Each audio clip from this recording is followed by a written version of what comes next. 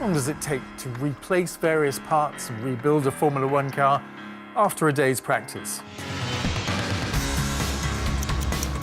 8 hours. I would say 8 hours.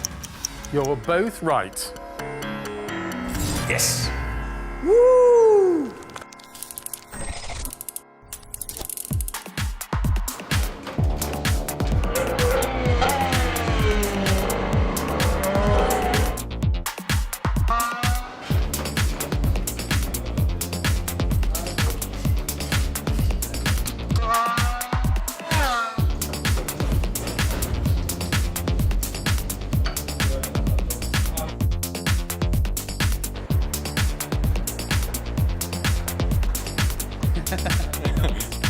See you next time.